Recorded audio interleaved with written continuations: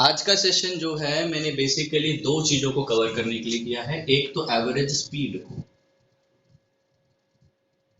ठीक है, और इक्वेशन ऑफ मोशन के अंदर हम लोगों ने एक्सेलरेशन कैलकुलेट करना या फिर फर्स्ट इक्वेशन के क्वेश्चन कर लिए थे। थोड़ा ध्यान हो, मैंने एक एक्सेलरेशन के न्यूमेरिकल तो करा दिए ना बेटा आप लोगों को बहुत सारे।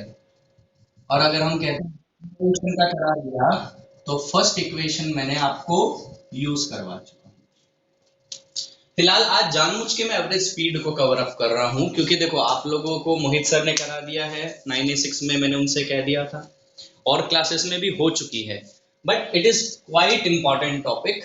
जरूरी है इसके क्वेश्चंस को समझना। तो मैं स्पेसिफिकली एग्जाम ओरिएंटेड जिस तरह का क्वेश्चन एग्जाम में आता है ना उस पर बात करते हैं। देखो जो नॉर्मली एग्जाम में आता है वो कुछ ऐसा आता है। और एक बात बोली थी, एवरेज स्पीड में कोई जरूरी नहीं है कि स्पीड को आप मीटर पर सेकंड में रखो, एवरेज स्पीड के केस में किलोमीटर पर आवर में भी रख सकते हो। अब पता कैसे करोगे कि इसे अभी चेंज करना है कि नहीं, मैं थोड़े समय में धीरे धीरे बातें समझाता चलूंगा। एक क्वेश्चन देखो, ठीक है। अ स्कूल बस, वैसे मैंने एक क्लास में करा दिया था ये, और शायद वो क्लास A5 या A2 में से कोई एक है। अ school bus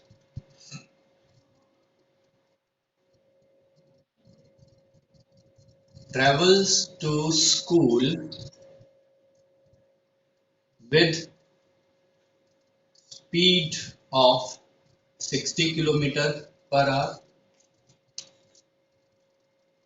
In noon, bus returns to home. Bus returns to home with speed of 40 kilometer per hour. यहाँ लिख देता हूँ, फ्रॉम होम टू स्कूल। ये किसी भी एक पर्टिकुलर होम की बात हो रही है, ठीक है। ऐसा क्वेश्चन आपके एग्जाम के लिए बहुत ज्यादा इम्पोर्टेंट है। ये बच्चा इसका सॉल्यूशन बताना, आंसर क्या आ रहा है किसी का भी, स्पीड क्या आती है इसमें, एवरेज स्पीड क्या होगी। Question is calculate average.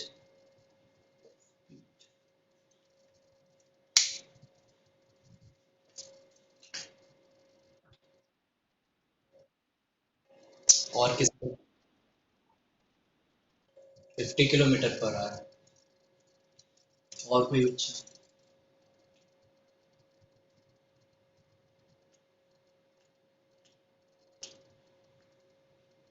Fifty kilometre per our बिल्कुल गलत आंसर है।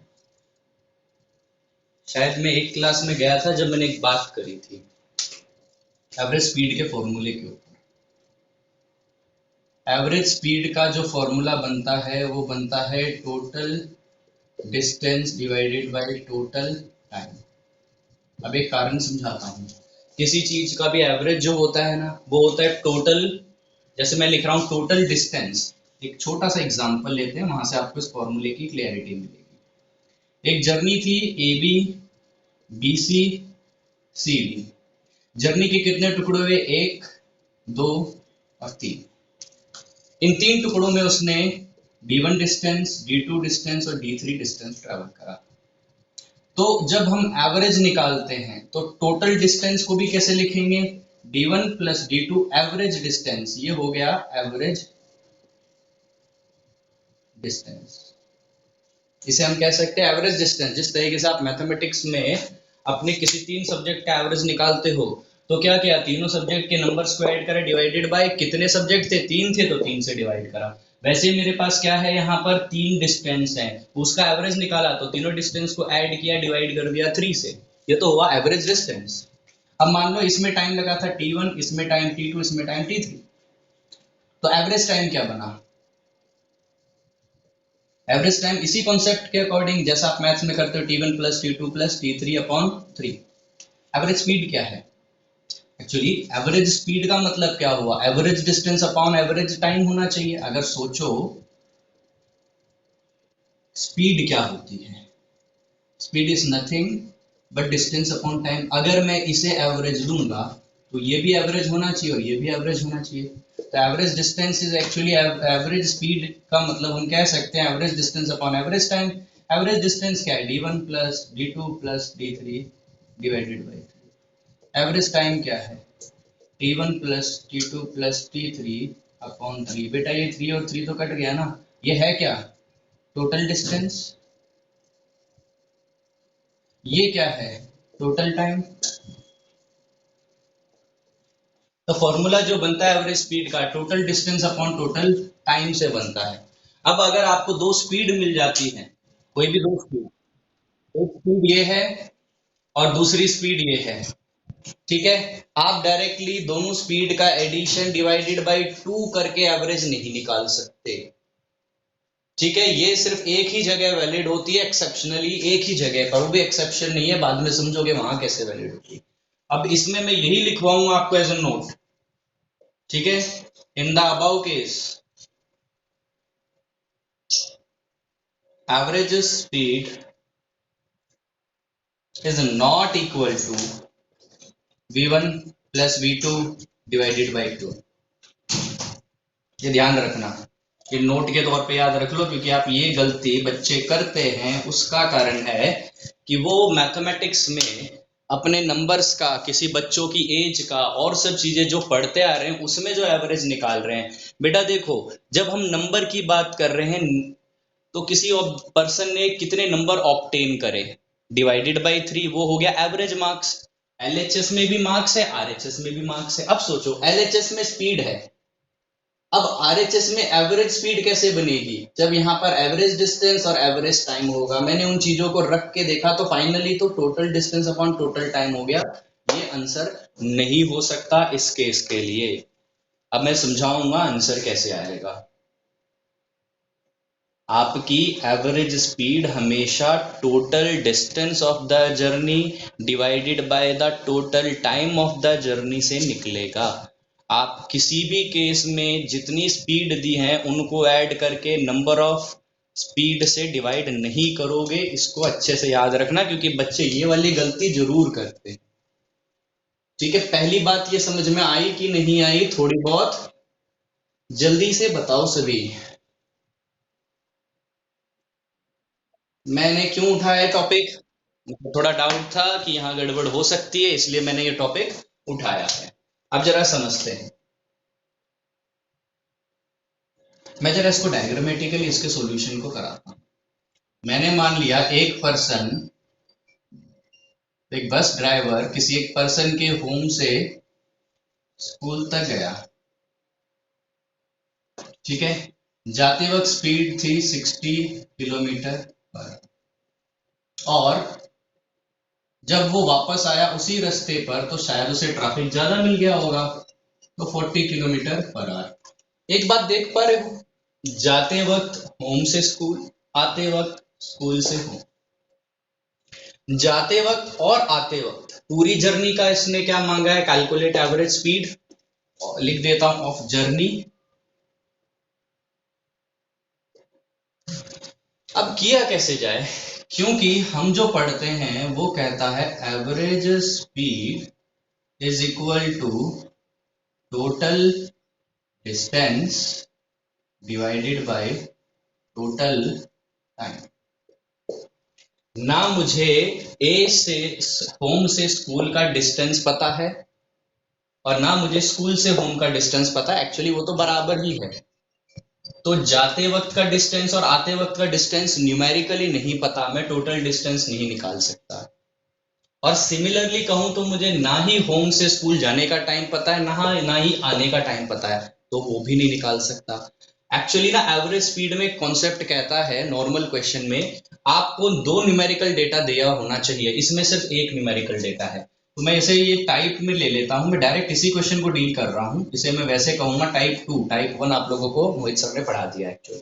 टाइप 2 क्या होता है, when only one numeric data is given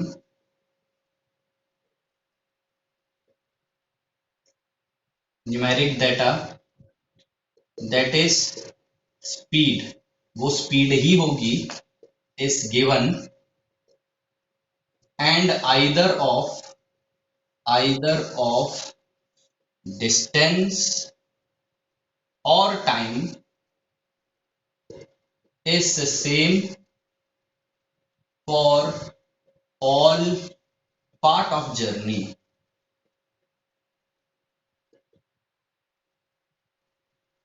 ये वाला टाइप है ये। इससे पहले वाला टाइप आपको मोहित सर ने 9 में करा दिया होगा, और जिस किसी भी टीचर ने क्लासेस लिए उन्होंने करा दिया होगा। एक क्लास में शायद मैं ये भी करा चुका हूँ, मुझे क्लास शायद 9A2 लग रही है वो। इस तरह का भी क्वेश्चन करा चुका हूँ। अब जरा समझना, मैं इसको डायरेक्टली टाइप 2 कह रहा हूँ, इंपॉर्टेंटली ये थोड़ा इंपॉर्टेंट टॉपिक पड़ जाता है। कैसा क्वेश्चन है, अगर आपको जो भी जर्नी दी है उसमें आपको एक न्यूमेरिक वैल्यू दे रहा है और एक्चुअली वो न्यूमेरिक वैल्यू आपकी स्पीड ही होगी। अब स्पीड तो होगी, लेकिन जब फिर दूसरी वैल्यू के बारे में क्या, दूसरी वैल्यू या तो डिस्टेंस या टाइम सेम होगा जर्नी के लिए। अब आप देखो, जाते वक्त का जो डिस्टेंस है आते वक्त का भी तो वही डिस्टेंस है। क्या बात ये क्लियर हो रही है? जाते वक्त का जो डिस्टेंस है, आप घर से स्कूल गए, बस उसी रास्ते से स्कूल से घर आ गई, तो डिस्टेंस थोड़ी अलग अलग हो जाएगा। सोच के बताओ, रिस्पॉन्ड करो जल्दी से। तो ऐसे केस में जो चीज सेम है उसे कुछ ना कुछ एज्यूम करना, ठीक है। ऐसे केस में जो भी अभी मैंने बोला है फॉर अबाउट टाइप, या इसी में मैं आगे ले लेता हूं, for this type of question, ठीक है, assume the term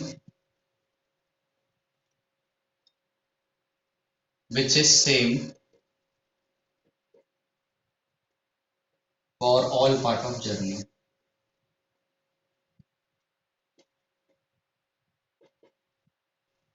assume का मतलब क्या हो गया, जैसे आप मैथ्स में नहीं करते, जब किसी एक चीज के बारे में न्यूमेरिकली वैल्यू नहीं पता, आपको एरिया ऑफ रेक्टेंगल निकालना है, आपको लेंथ के बारे में नहीं पता, तो आप क्या करोगे, लेट लेंथ बी एल। वैसे ही इस पूरी की पूरी जर्नी में मुझे स्पीड तो पता है, लेकिन मैंने क्या बोला, किसे एज्यूम करोगे, जो कि जितनी जर्नी के जितने भी पार्ट है ना, जर्नी के पार्ट कितने इस वाले केस में, एक तो होम से स्कूल जाना, एक स्कूल से होम आना, दो पार्ट है। इस दो पार्ट में जो चीज सेम है, तो पता लग रहा है, देखो टाइम तो बोला नहीं इसने, टाइम के लिए बोलेगा, ठीक है, टाइम बोला नहीं, तो ऑब्जर्वेशन से क्या पता लग रहा है, भाई जाना उसी रास्ते से, आने उसी रास्ते से, तो क्या डिस्टेंस सेम नहीं होगा? जल्दी से रिस्पॉन्ड करना बेटा, थोड़ा टाइम कम है हमारे पास। तो सॉल्यूशन में हम ये क्या करते हैं, तो मैंने ये जो चीज बोली ना, for this type of question assume the term which is same for the all part of journey, उसे कुछ मान लो। अब आपको जो वेरिएबल अच्छा लगता है वैसा मान लेना। लेट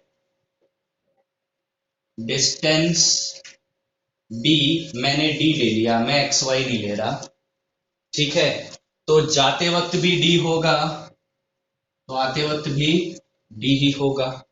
अगर स्पीड क्या कहती है, टोटल डिस्टेंस, ठीक है बेटा, ये क्वेश्चन नोट डाउन है आपको, या स्क्रीनशॉट ले लो अभी तक का, फिर बाद में मैं यहाँ से मिटाने वाला हूँ। एक क्वेश्चन एक बार देख लोगे ना, उसके बाद आराम से कर लोगे, कुछ मुश्किल नहीं है। Done, screenshot done, okay.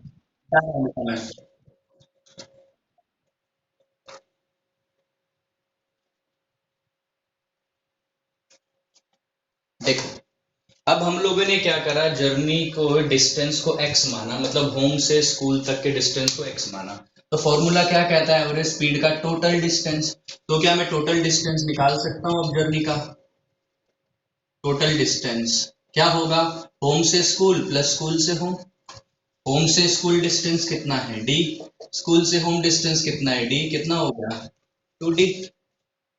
अब देखो, क्या जर्नी में पूरा टाइम दिया है? नहीं। तो क्या करोगे ऐसे केस में, ये हो गया आपका फर्स्ट रिजल्ट। ये मान लो स्टार फॉर्मूले को, मुझे टोटल टाइम निकालना है। टोटल टाइम निकल सकता है, मान लो जाने का टाइम t1, आने का time t2। T1 plus T2 total time होगा।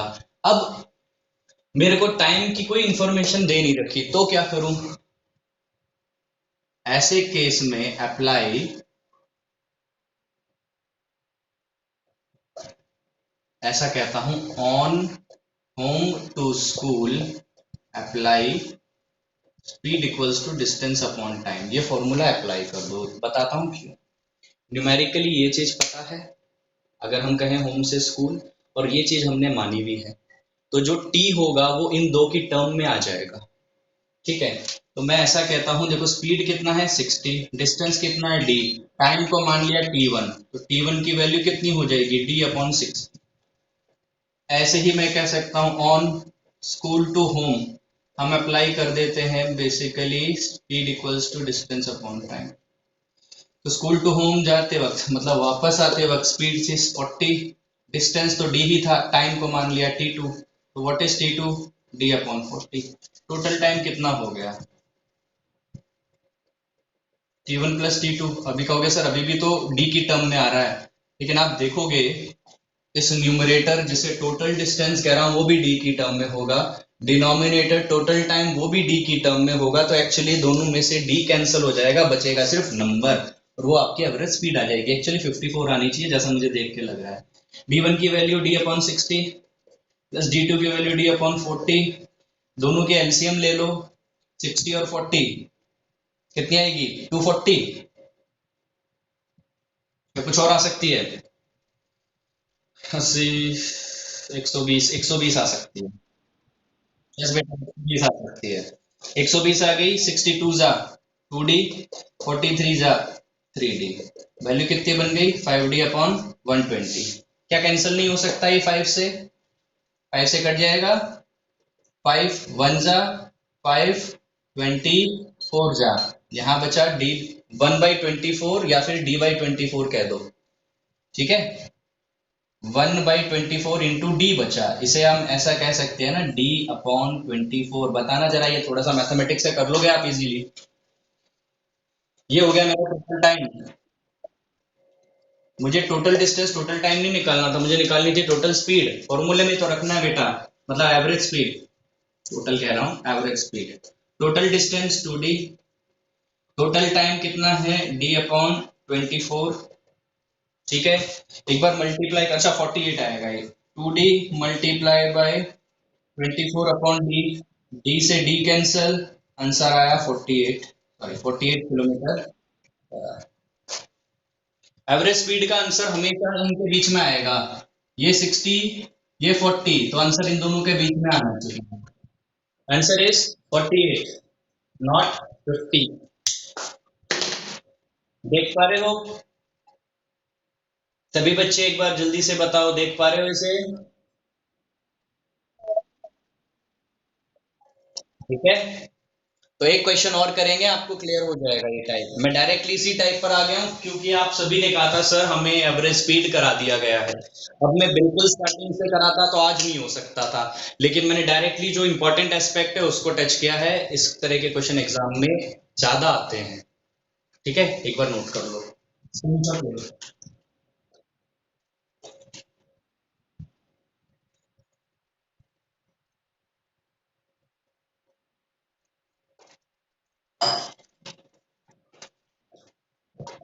डन। बस ये जो मैंने टाइप 2 करके ये जो क्लाउड बनाया है ना, बस ये आपको चाहिए। डन, बताना बच्चों।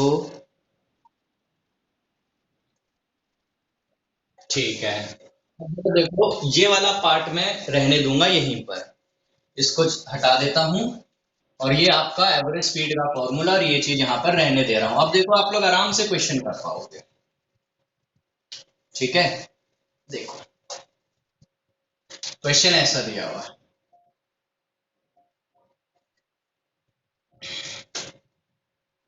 सेम तरीका ले लेते हैं। अ स्कूल बस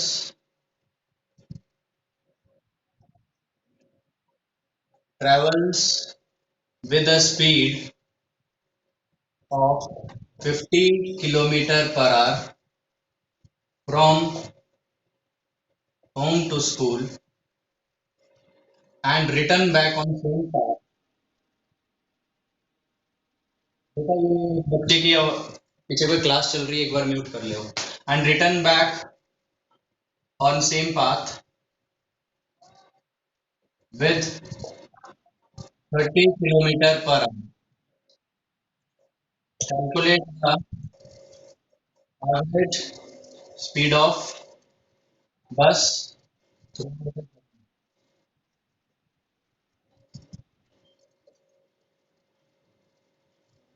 कैलकुलेट करना, अगर डेसिमल में आ रहा हो तो फ्रैक्शन पे छोड़ देना, कोई दिक्कत नहीं है.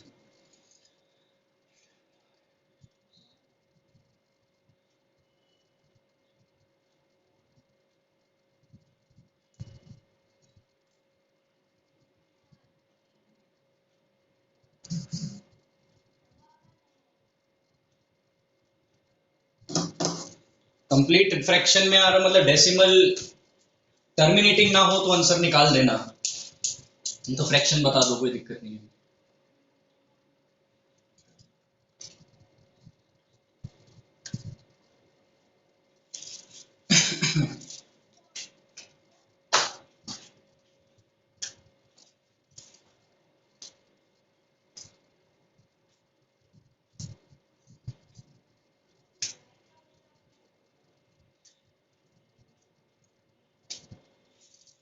जल्दी बताओ बेटा.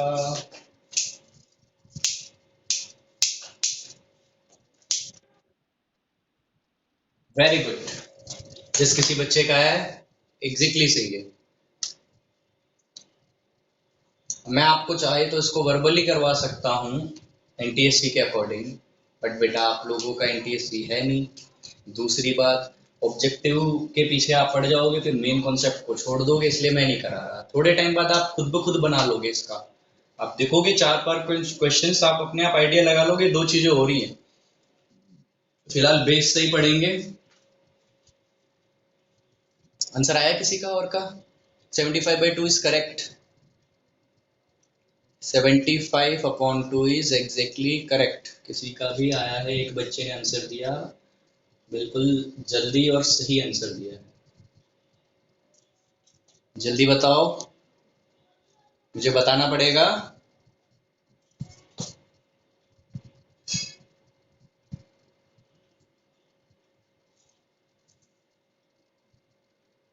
आंसर बताना पड़ेगा क्या?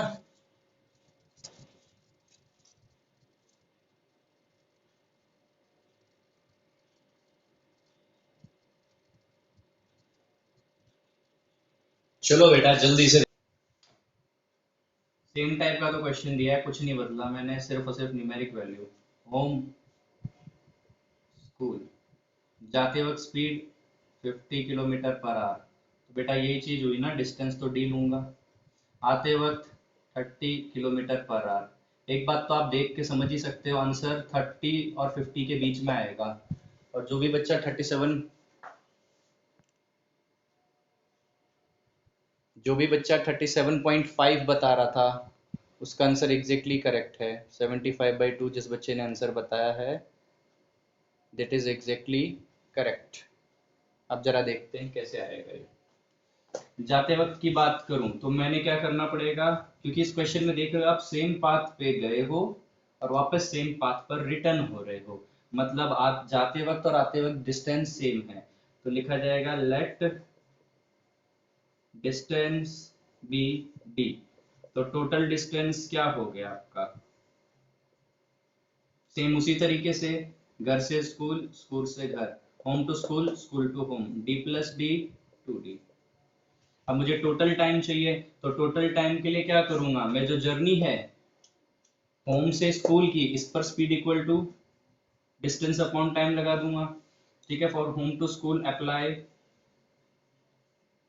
Speed equals to distance upon time. Speed कितनी है घर से स्कूल जाते वक्त 50, डिस्टेंस डी, टाइम को t1 लिया. इसको थोड़ा सॉल्व कर लोगे, सॉल्व करोगे तो आपको t1 की वैल्यू d अपॉन 50 आ जाएगी. फिर कहेंगे स्कूल टू होम, वही हम अप्लाई करेंगे, speed equals to distance upon time. Speed कितनी है 30, डिस्टेंस कितना d, टाइम कितना है t2. From here t2 is equal to d upon. So total time कितना हो गया? Total time is equal to t1 plus d upon 50 plus d upon 30। What should be the LCM? सोच के देखें, LCM क्या आएगी 50 और 30 की? 150। LCM is 150। 5 से करा 3 जा 3d, 3 से किया 5 जा 5d, कितना आ गया 8d अपॉन। काटना चाहो तो काट सकते हो, अभी थोड़ा बहुत तो कट ही जाएगा। 2 से किया 4 जा 2 से 75 जा, so answer is 4d upon 75। Total distance मिल गया, टोटल टाइम मिल गया। एवरेज स्पीड के फॉर्मूले में रख दो, 2-3 बार प्रैक्टिस करोगे, ये चीज बहुत सिंपल है, ज्यादा डिफिकल्ट नहीं है। 4d upon 75। तो आप देख रहे हो न्यूमरेटर एक फ्रैक्शनल क्वांटिटी, देखो ये इस तरह के मैथमेटिक्स को सॉल्व कर सकते हो। इसका रेसिप्रोकल 75 अपॉन 4d, d से d कैंसिल, 2 से यहाँ का आंसर आ गया 75 अपॉन 2 किलोमीटर पर आवर। अगर देखोगे तो 37.5 आएगा। आप देख रहे हो 37.5 इन दोनों वैल्यू के बीच में लाई कर रहा है, और एवरेज हमेशा इनके बीच में लाई करेगा। Answer is this. आ रही है बात समझ में?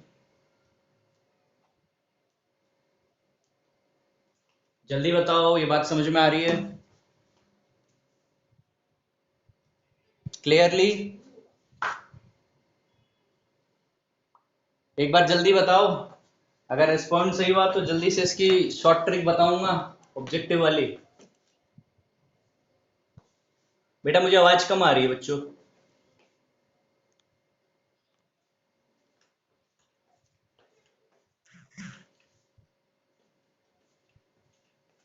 बताना है? चलो 2 मिनट देखो, बस इस याद रखना कब लगाना है ये। अगर आपको स्पीड दिया हुआ हो और डिस्टेंस सेम हो जर्नी के पार्ट्स का, if speed is given and distance of various part of journey is same। Short trick क्या कहती है? एवरेज स्पीड 2 के केस में ये हो गई, 2 के केस में ये आ जाएगा twice of v1 into v2 upon v1 plus v2। Try कर लो जल्दी से, हाथों हाथ आंसर आएगा। कैसे? ट्वाइस v1 कितना था 50, v2 कितना था 30, v1 प्लस v2 कितना हुआ 80। 10 से 10 कैंसिल, इससे कैंसिल हुआ 40 से, 2 से कैंसिल किया 225 जा 2 जा 25 3 जा 75 अपॉन 2। आंसर आई बात समझ में? जल्दी बताओ बेटा। पता नहीं आप लोग की आवाज कैसे धीमी हो गई, एनर्जी खत्म हो गई सबकी। बहुत धीमे आ रही है मुझे आवाज, पता नहीं शायद मोबाइल इश्यूज हो। चलो ठीक है, तो this is the short trick 2 के लिए। कोई बच्चा बोले सर 3 के लिए कैसे होगी? अरे 3 का भी बनाना सिखा देते हैं। 3 के लिए होगी 3 times of v1 v2 v3, नीचे v1 v2 v2 v3 v3 v1, ये 3 के लिए। लेकिन 3 का आपको क्वेश्चन आएगा नहीं, ये मैंने क्यों बता दिया। अभी आप लोग ऑब्जेक्टिव क्वेश्चन ही देने वाले हो, जल्दी जल्दी आंसर निकाल लेना, ज्यादा टेंशन मत लेना। हो गया, समझ में आ गया? और देखें क्वेश्चंस? चलो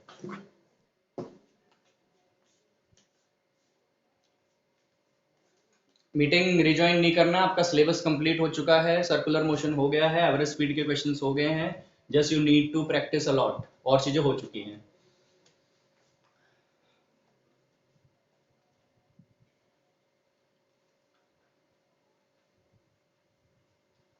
अब कर लेते हैं हमारा इक्वेशन ऑफ मोशन की 2 इक्वेशन बची, उनके क्वेश्चन।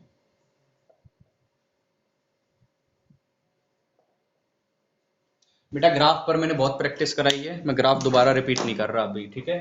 ग्राफ अच्छे से कर लेना, ग्राफ क्वेश्चन आते हैं। Equation of motion, first equation थी v equals to u plus A T, second equation s equals to ut plus half A T square, third equation v square minus u square equal to 2as। सारी की सारी कब applicable है? When object has constant acceleration. ऐसी condition में applicable है। First equation आपका वही है, फर्स्ट इक्वेशन, और जब हम ए का फॉर्मूला लेते हैं acceleration equal to v minus u upon T, same चीज है। आगे वाली सेकंड इक्वेशन और थर्ड इक्वेशन पे क्वेश्चन करवाता हूँ, थोड़ी इनका दिक्कत आ रही है बेटा। देखो शायद एक क्वेश्चन में मैं करा भी चुका हूँ। ये क्वेश्चन ऐसा दिया हुआ है, a car moving with speed of 60 kilometer per hour applies brake and stops in 2 meter of distance. Calculate retardation of car। यह आपके लिए क्वेश्चन है, कोई बच्चा निकाल के बताना चाहे तो मुझे बताए। एक बात पहले बता दूं, इक्वेशन ऑफ मोशन के जितने भी क्वेश्चन हैं, सभी क्वेश्चन में आपको चार वेरिएबल इक्वेशन, सॉरी सभी इक्वेशन में चार वेरिएबल से इक्वेशन बन रही है। पहले में देखो v, u, a और t चार वेरिएबल हैं। दूसरे में देखो s, u, t, और ये t दोबारा आ रहा है, तो t तो आ चुका और एक a है, तो टोटल कितने हो गए? चार वेरिएबल है ना, चार है ना, s, u, दूसरा हो गया s, u, t, ये भी t तो ये भी t है, और ये हो गया a, चार वेरिएबल। नंबर को थोड़ी हम काउंट कर रहे हैं, तो हाफ तो एक कांस्टेंट वैल्यू हो गई, इधर पर 1, 2, 3 और 4, ये भी चार वेरिएबल। अब एक बेसिक सी बात, किसी इक्वेशन में जितने वेरिएबल होते हैं तो न्यूमेरिकल क्वेश्चन में कम से कम उससे एक कम वैल्यू, मतलब चार वेरिएबल की इक्वेशन है तो आपको 3 डेटा दिए जाने चाहिए numerically. At least 3 information must be given in numeric form. अब इस क्वेश्चन को देखोगे तो पहली बात, ये एवरेज स्पीड का क्वेश्चन नहीं है, तो स्पीड को बदलना पड़ेगा मीटर पर सेकंड में। मैंने बोला ना, सिर्फ एवरेज स्पीड के क्वेश्चन को छोड़कर हर जगह पर स्पीड को मीटर पर सेकंड में बदलना है। क्या ये एवरेज स्पीड का क्वेश्चन है? नहीं, तो स्पीड को किस में बदलूं? मीटर पर सेकंड में। कितनी है? बदलने का तरीका क्या बोला था? जो ये वैल्यू होगी किलोमीटर पर आवर की, इसे 5/18 से मल्टीप्लाई कर देना, वैल्यू बदल जाएगी मीटर पर सेकंड। 6 की टेबल, 6 10 जा, 6 3 जा, आंसर इज 50/3। ये हो गई स्पीड। अब देखो इसको समझना, ये speed, car moving with speed, car इस स्पीड से चल रही थी, ब्रेक अप्लाई किया गया और रुक गई। रुकने का मतलब हो गया स्पीड कितनी हो गई? 0। जीरो का यूनिट बदलने की जरूरत ही नहीं है बेटा, 0 किलोमीटर पर आवर में होगी तो 0 मीटर पर सेकंड में भी होगी। तो कुछ ऐसा है, कार जो है 50/3 मीटर पर सेकंड से चल रही थी और ब्रेक लगाने की वजह से ये रुक गई। रुकने के लिए इसने कुल मिलाकर इतना मीटर डिस्प्लेसमेंट किया, तो पूछ रहा है कि इसका एक्सेलरेशन कितना है। तो जो जो इंफॉर्मेशन, ये चीज पहले हुई तो ये इनिशियल स्पीड, ये चीज बाद में हुई तो ये फाइनल स्पीड, ये चीज डिस्प्लेसमेंट है। 1 2 3, 3 इंफॉर्मेशन दे रखी है, दैट मीन्स हम आंसर फाइनल निकाल सकते हैं। इनिशियल वेलोसिटी t/3 मीटर पर सेकेंड। फाइनल वेलोसिटी 0, चाहे यूनिट कुछ ही लगा लो। Displacement 2 metre. अब आप कहोगे रिटार्डेशन, बेटा रिटार्डेशन एक्सेलरेशन ही होता है।